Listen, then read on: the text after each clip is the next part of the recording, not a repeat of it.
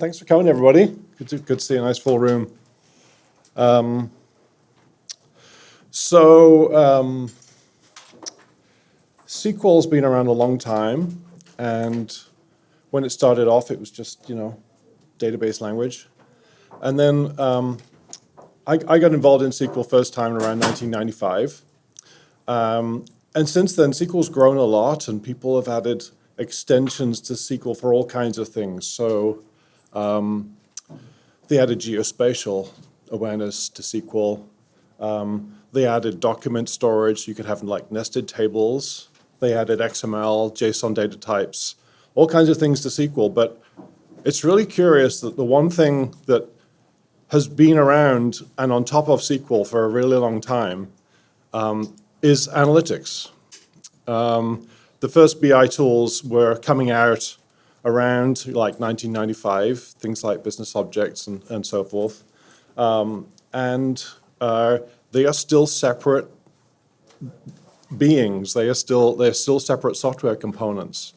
And they don't speak, they generate SQL, but you don't talk to them in SQL. They look a lot like databases. They have catalogs full of objects that you define.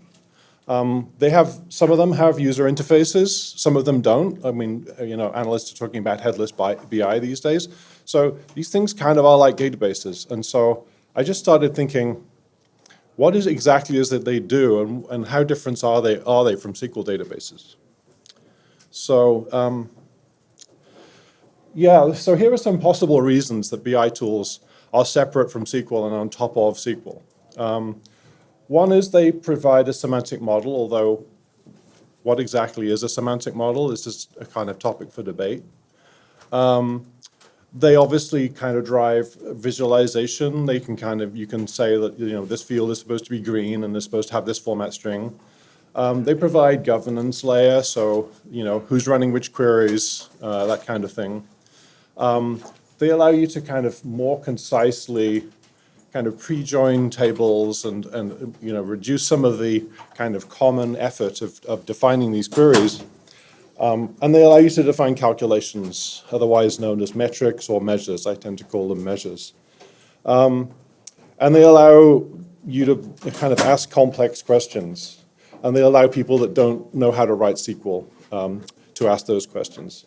So that's what they do. But I'm going to focus especially on the last two.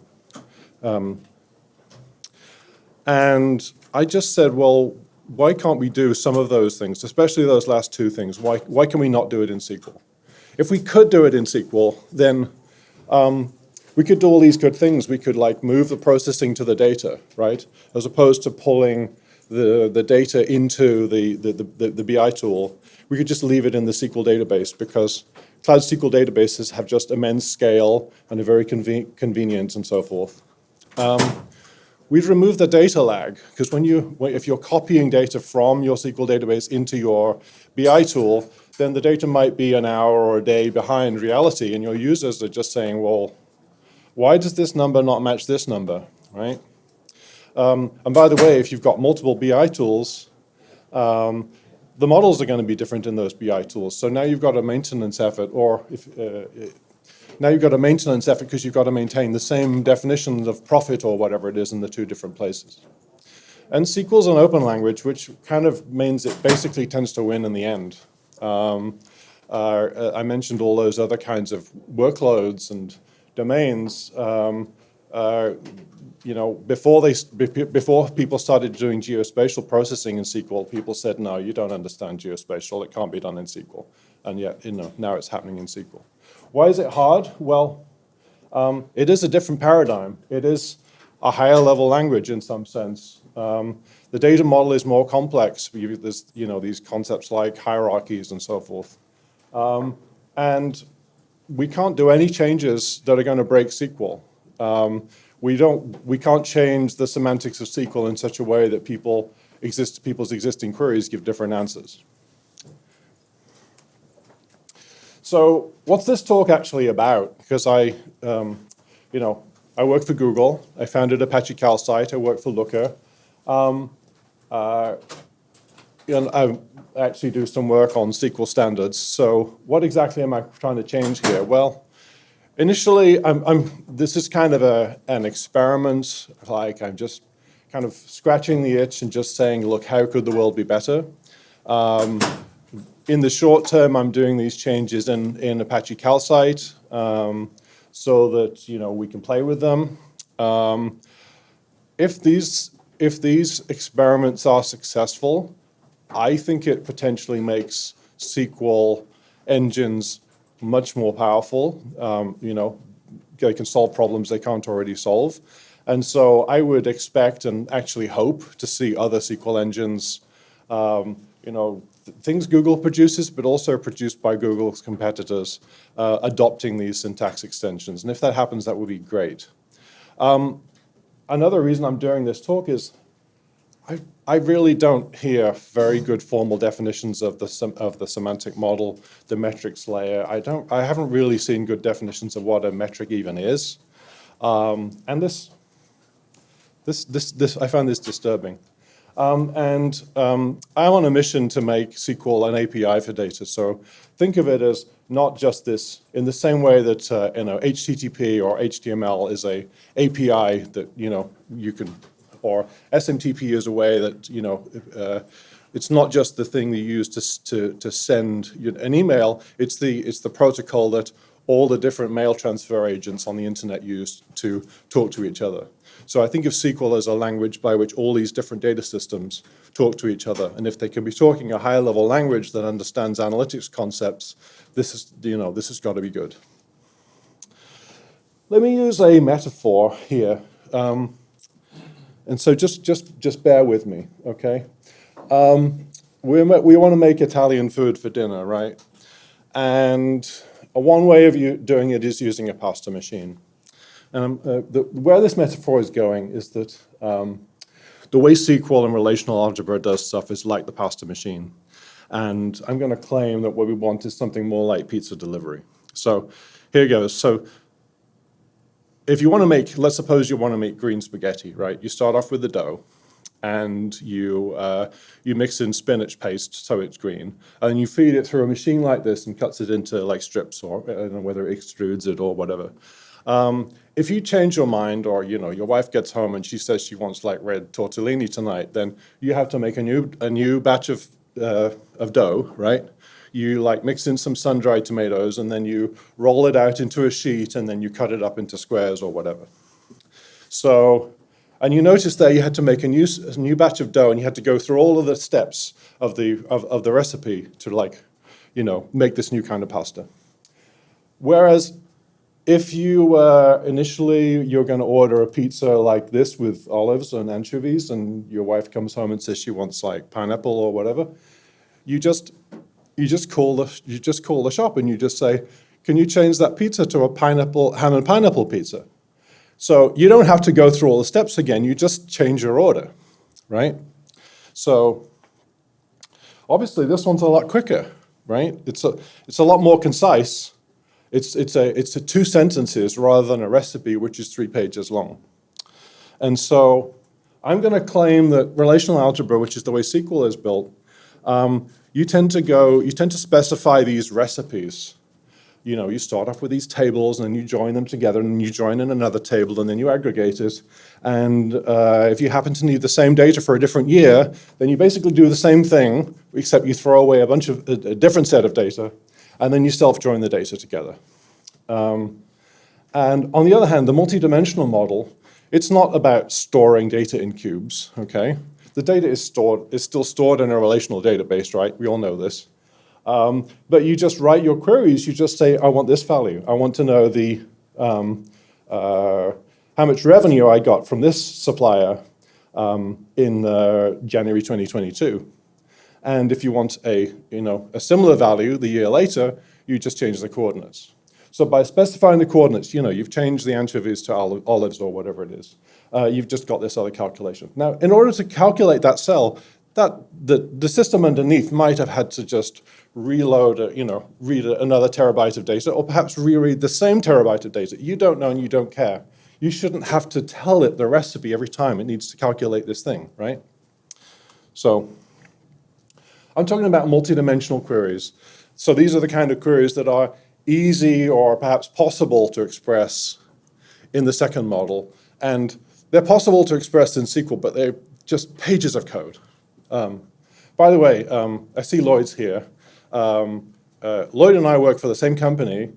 There's a lot of parallels between our talks because we're all thinking about the same problems. And I'm hugely inspired by the work that Lloyd did at Looker before I even got there. So we are, the huge amounts of code that SQL that Lloyd was gleefully showing on the screen are again the same kinds of huge amounts of SQL that I'm trying to kill. We none of us want to write this stuff. So these are the kinds of queries that you would have to write large amounts of SQL to get them. I end up in a slightly different place than Lloyd, which is, I want to fix SQL rather than build a new language. But compare and contrast. So yeah, for each product category, find the top 5 suppliers last year based on total sales. That's one kind of thing. Another kind of query. So for each product category, find the highest sales in that category. Which product was the highest sales in that category last month? Find that set of products and tell me what the sales of them were this month, right? So there's this kind of dimensional shift going on last month versus this month, right? And then another one, for a particular supplier called ACE, and each product, give me the fractional increase in sales from last January to this January. So this is how you'd write it in SQL. And on the right, just for reference, is MDX, which is the language that my Mondrian server implemented. It was the language introduced as part of Microsoft Analysis Services. And I would say this is kind of the textbook example of a dimensional query language. The MDX is, the identifier names are quite long in MDX, and so it's fairly bulky, but you'll see it's a lot less concise than the SQL. And if you kind of delve into the SQL, you'll see that there's basically 2 very similar looking queries joined to each other. Because we have to read the data from 2022 to find out, what was the revenue in 2022, and we also have to read the data for 2023. And then we have to join them together. Now, you could do this using windowed aggregate functions if you're clever, but it requires a lot of cleverness. You notice it's a left join here, so you have to kind of do some clever thinking, making sure you're not doing some double counting. So not only is this a long piece of SQL, but it's tricky to write and tricky to maintain, and somebody somewhere is just going to break something, which means your reports start giving the wrong answers. So I'm proposing changes to SQL where you can do this using measures. And the measure in this case is called sum sales. I've defined it once. And rather than reading the data twice, we're reading it once, or we're specifying the query once. We're interested in 2023, January. But we're also able to evaluate 2022. So I hope you can see this is, vastly superior to the one on the left. And it's the don't repeat yourself principle is in operation here. Because if you have to repeat yourself once, you probably have to repeat yourselves 10 times, and these queries can just grow out of control. So I mentioned self-joins, windowed aggregates. There's a lot of kind of connections behind the scenes to these things. Windowed aggregate functions, I think, were devised as a way of avoiding certain kinds of self-joins, and they work for certain things, but they don't work for this scenario where you've thrown away the data for 2022, but you still want to read it. So windowed aggregate functions only work on the stuff that's coming out of your from clause. So measures are, in a sense, a generalization of windowed aggregate functions. And by the way, databases, one good reason to use windowed aggregate functions is that if you specify your query as a windowed aggregate rather than a self-join, the database can often evaluate this as a one pass. If it's, for example, calculating the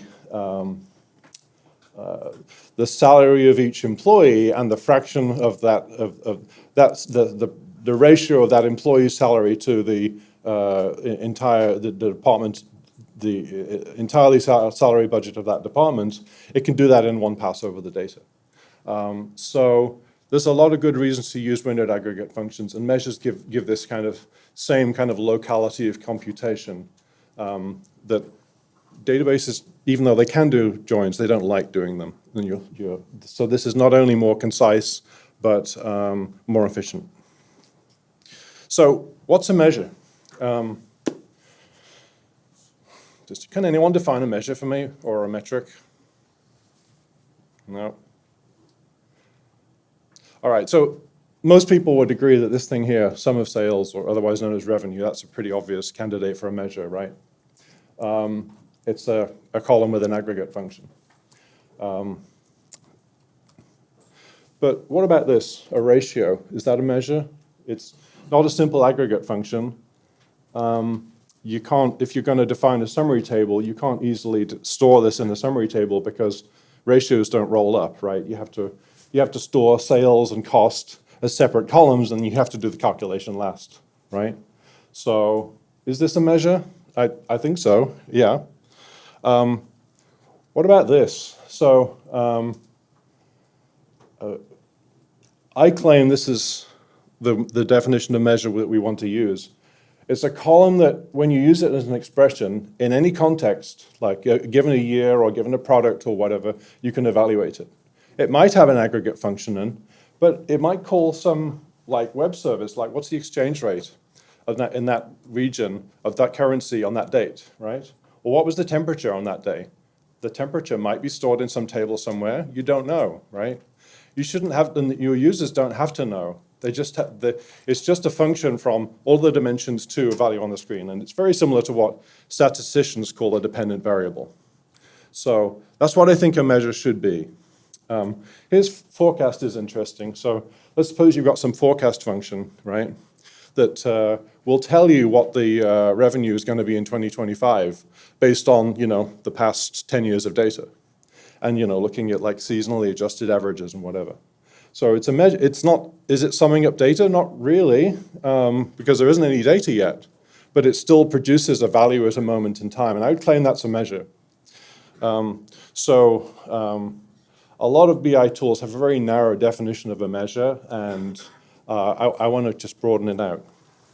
So what are we working with here? So SQL has a table model, and SQL tables are really important because you've got what we generally call tables, base tables, but views are kind of derived tables, right? They're tables that are defined by a query, but when you look at a view, it's impossible to tell whether you're looking at a view or a table. Maybe the performance is different, but in terms of the data that comes out, if you have a query that runs on a view and you replace it with a table with the same rows in it, it produces the same results in all circumstances, right? And that's a kind of one of the basic contracts of SQL. You can replace a view with a table or a subquery or a CTE, and it produces the same results. And that's the key part of the architecture that makes SQL hold together. So here I write a table, I write a query, and I can use it as a subquery, right? And I can use that subquery as a subquery. So, and then I can replace that query by a table, and I can replace that query by a table. Except look at what I'm doing here. I'm calculating average salary, right? And it returns a number. And then I'm computing the average of the average salary to get another number. That's probably not what I want. What I want to do is calculate the average salary, but the rules of SQL is this query has to return the same as if I substituted in this table. So I'm not allowed to return a some account behind the scenes, I have to return a value. And so I'm just not allowed to change the semantics of SQL so I get what I want, which is a average salary that can be evaluated when I finally get to the top level, right? So SQL is broken, or SQL is actively stopping me doing the thing I want to do here. So I'm proposing to change SQL so that tables can have measures. And queries can return measures, right? So here, similar looking query, except average salary as measure. And I'm telling it, don't return a value, return an expression, okay? And so I can use this inside another query, right? And this thing is taking this average salary and returning another expression. So this is an expression. It's still an expression up here. And then finally, on the outer query, I'm actually using that expression for real and turning it into a value. So this gives me the answer that I want to. And by the way, if I decide I'm going to join departments in, then that measure is not going to be polluted by the extra rows. It's still locked into the same evaluation context. So again, these are analytic tables. They are basically views, and one of their columns is a measure. If you don't use that measure column, then it just behaves like a regular table. So you just get regular SQL semantics. So this is the core of the extension. Why is this important? I believe a data system is has three components, and they all have to be strong. And by increasing the power of the query language, we can then write these queries, and we can define views, or analytic views, I guess I'd call them, and we can build out a strong data model that's based on these queries. And then obviously we need an engine to process them. But I think what was missing in what was missing in SQL was this query language that was not powerful enough to create a data model that was powerful enough to do BI. So a brief overview of the syntax. How are we doing for time, by the way? Okay, good, great. So just a preview of the syntax that we're introducing. One is this as measure clause, which is this way of defining a measure in a query as an expression. We've got a new aggregate function called aggregate that really does nothing, but just makes, when you use a measure in a group by query, it makes it look like you're using an aggregate function. So it just makes tools and users more comfortable with using measures. The at operator is, I guess this is kind of the single most powerful thing, which is the ability to do these cross-dimensional calculations. So take this measure or this context-sensitive expression and evaluate it in a slightly different context. So evaluate it, you might be looking at 2020, but let's evaluate this thing in 2019. You might be looking at this in California, but let's look at it for the whole country. And this at expression can have context modifiers like clear dimension, which is how you do, evaluate for the whole country. You can say set the dimension, so set the year equals year -1, or set year equals 2020. Visible and all, I'll get to those later, but they relate to how the measure is evaluated when there's a where clause present. And then lastly, the per function is a way of doing multi-level aggregation. I'll get to that later as well. So plan of attack, right? First of all, add measures to the model. Second, have a way to define measures in queries. And then third, define context-sensitive expressions so you can do cross-dimensional calculations. So let's briefly look at how the semantics work. So you just get this is kind of a sketch of how the engine would implement this stuff, or at least how you figure out what would be the right total, the right result. So let's look at this example query, right? Analytic employees.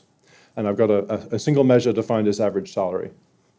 So you just imagine that there's a type, which is kind of the row, which is all of the dimension columns in this row.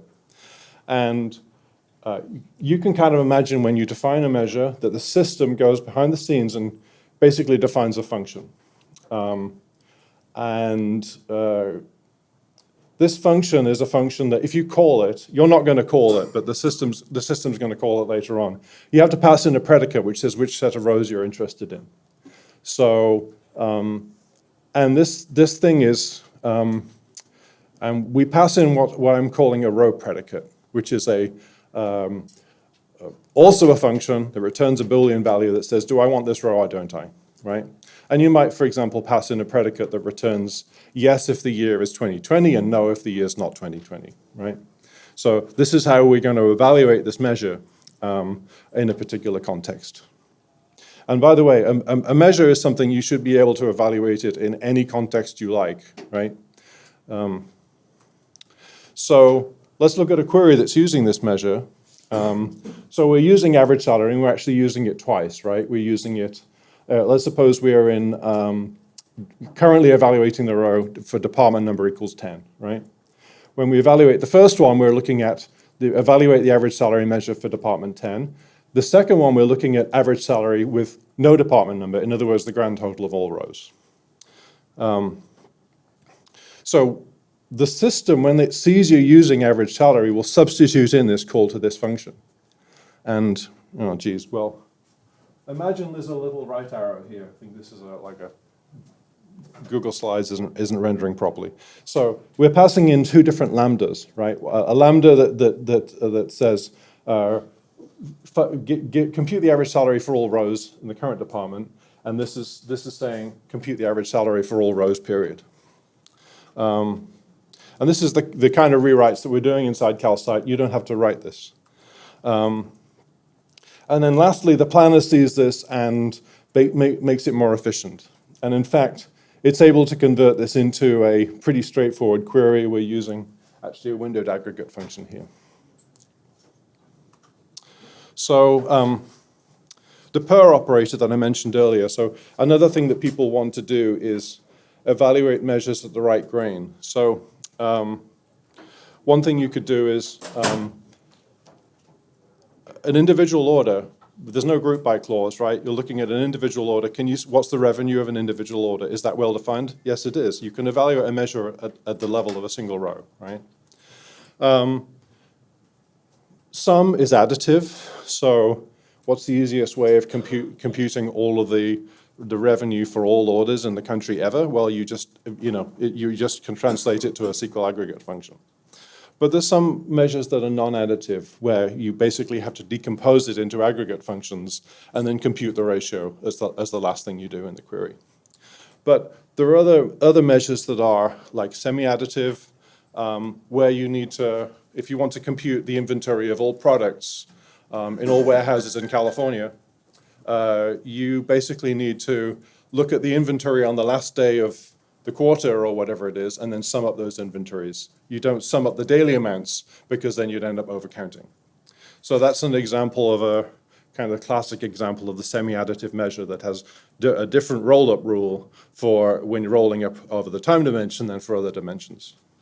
And then a weighted average is, if you're interested in what's the, let me see, the daily average revenue. So you're interested in taking the 90 days in the quarter, treating those 90 values equally and computing the average. That's not the same as saying what's the average revenue per order. So you need this per order date basically allows us to compute intermediate totals, some revenue, and then compute the average over those 90 equally weighted values. So this per operator allows us to do this weighted to reduce to do an intermediate aggregation to a particular grain and then aggregate later. I said I'd get back to visible. So here's an example of a query. We're saying job is not equal analyst. So we've used a measure called sum_sal, and then we've written an aggregate function, sum parentheses sal. And what's interesting is that there's some discrepancies here, right? For department 20, the measure returns a different thing and the grand total is different. What's the difference? Anyone want to guess? No.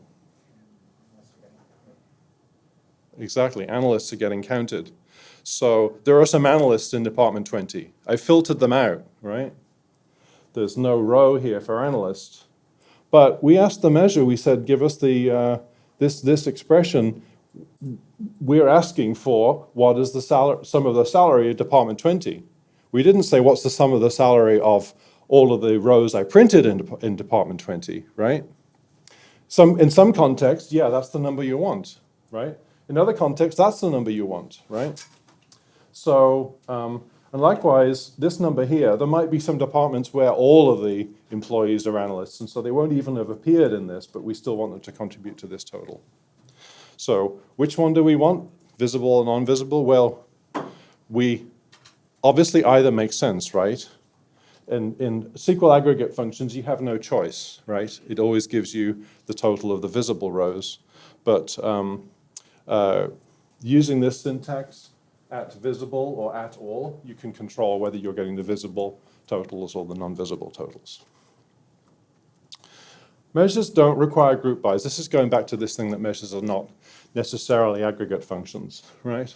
The average salary measure is perfectly well defined when I'm looking at just one employee, right? Or if I'm looking at a windowed aggregation, there's no group by in this query. If I'm interested in all employees who are hired into the same job in the year preceding, you know, what's the average salary of that cohort of employees?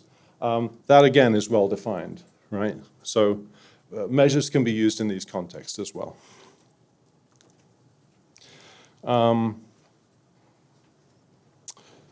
So this kind of leads me to this like perusal of what are semantic models, and are they databases or are they something else? So here are some questions asked. You know, why shouldn't the semantic model be outside the database? All my BI tools have their own semantic models, right? And they tell me what they do can't be done in SQL. And I don't want to be locked into my SQL vendor. I love my BI tools, right? All 17 of them. I've got a great semantic model. Why do I need a query language? My users don't want to write SQL. And what even is a semantic model? So here, this is a matter of opinion. I think a semantic model is the place where you want to share data and calculations. You want calculations, important calculations like a definition of revenue and a definition of profit. You want those to be defined centrally in one place so that everyone that's using it is using that. And that's a problem if you've got multiple BI tools, or if you do some of your operations in SQL and some of your operations through Tableau and some of your operations through Looker. That's a problem, right? Getting those calculations synchronized. A semantic model needs a really good query language. Because you know, when you've defined these metrics, what exactly does it mean to use a metric? Well, you have to use it in I believe you need to use it in a dimensional context. You need to be able to say, evaluate profit for all the products that I sold 2 years ago but didn't sell 1 year ago, right? That's part of the query language, how you use this thing. And what's a really good query language? SQL, right? This doesn't mean your semantic model becomes a database just because it speaks SQL. SQL I think of as an API that all these data components can talk to each other. So this thing that speaks SQL, has it become a database? Well, that's kind of a matter of, pardon the pun, semantics. I just think SQL should be the language that you're speaking to this semantic model. And all the other things, they still need to be done. Access control, governance, guided navigation for users who don't speak SQL. You know, drag and drop, all that, building dashboards, all that stuff still has to be done. So, in summary, this top-down evaluation model, in other words, the pizza model of specifying things, it's an old idea, right? The multidimensional model came about at least 30 years ago, probably 50 years ago. But it's a really good idea. It makes queries more concise, which means you don't have to repeat yourself. It means that you can express a query in approximately the same amount of text as if you're talking to your CEO in the elevator and the CEO says, can you make me a report on XYZ? And so this brings us up to a high-level language, which is kind of similar to the amount of information in an English question. Measures make calculations reusable so that we can use reuse capabilities in SQL like views as a way of defining something once and then using it in many queries. And because we can use measures in queries, and because SQL can store queries in it to build a model, in other words, views, then we can start building a very rich model that composes really well. And lastly, this is like the biggest factor is we don't want to break SQL, or we want to break SQL in a controlled way, so if people don't want to use measures, they don't have to. So there's some references here if you want to drill into some of the details of like the bugs I've been working on, and some of the readings. I'm going to post these slides on my Twitter account, Julian Hyde.